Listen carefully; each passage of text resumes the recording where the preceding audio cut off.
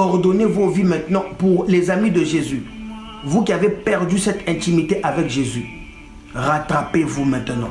C'est le temps de vous rattraper. Ce message, c'est pour toi, frère, sœur.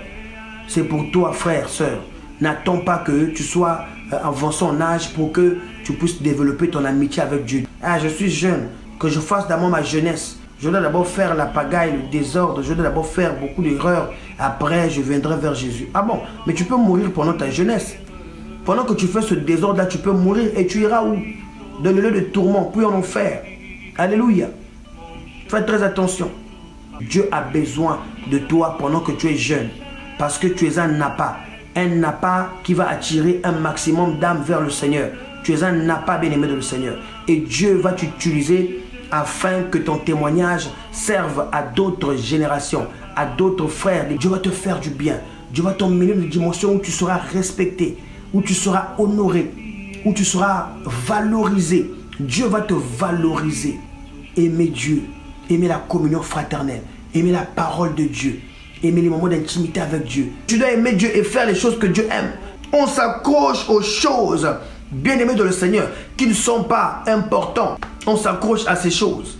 Surtout depuis que vous avez eu TikTok. Et il y a ces choses-là qu'on met là. Vendredi 13 décembre, Dieu est avec toi, Dieu va te guider, sache qu'il est merveilleux. Depuis que vous avez eu ça là, tous les jours sur vos statuts, on ne voit que ça. Mais vos vies ne changent pas, vos vies ne changent pas, vous ne changez pas de vie.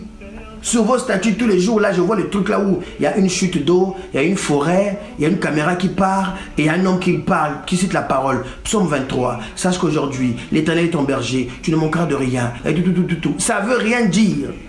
Ça ne veut rien dire, mais ce n'est pas ces choses qui vont t'emmener au ciel. Si tu crois que c'est à cause de ces choses-là que tu aimes Dieu, c'est vous, ce genre de personnes, que Dieu dira, allez loin de moi, je ne vous ai pas connu.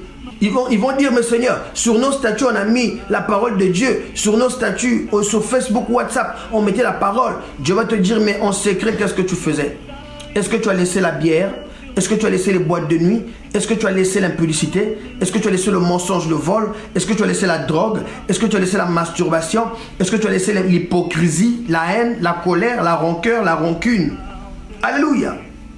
Ta relation et ton intimité avec Dieu, bien-aimé de le Seigneur, pour qu'elle soit étroite, qu'elle soit normale, bien-aimé de le Seigneur. Ta relation avec Dieu, pour qu'elle soit normale, qu'elle soit belle, que tu sois, comme on dit, le meilleur ami de Jésus. Mais il y a beaucoup de personnes qui chantent la chanson de cette sœur-là. Mon meilleur ami est... Beaucoup de gens chantent cette chanson à gorge déployée. Mais en vérité, ce sont des vraies pécheresses. Aimer Dieu, ce n'est pas écrit sur ton statut. Seigneur, je t'aime. Non, ça c'est hypocrite, ça ne veut rien dire. Aimer Dieu, ce n'est pas que sur ton statut, on ne retrouve que la parole des pasteurs qui prêchent. Sur tes statuts, on ne retrouve que les versets bibliques. Ça ne veut rien dire. Une personne peut mettre sur son statut le verset biblique, mais c'est une personne impudique, une personne pécheresse, une personne mauvaise.